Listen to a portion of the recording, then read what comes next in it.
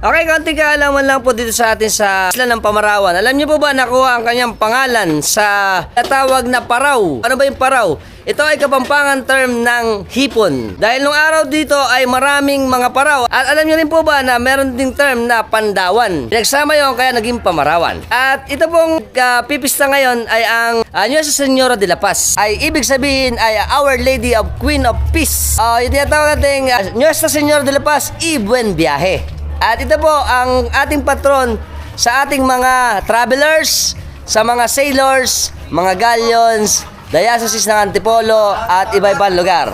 Nice to know. At po ng mga gusto na long form video, ano pa, subscribe na kayo sa YouTube channel ko at hit nyo yung notification bell para sa mga update na dating videos ay palalabas sa inyo every time nagagawa tayo ng mga interesting videos. Kung gusto nyo yung video natin, share nyo na rin. Until next time mga Tropax, keep safe and keep moving always. Bye-bye.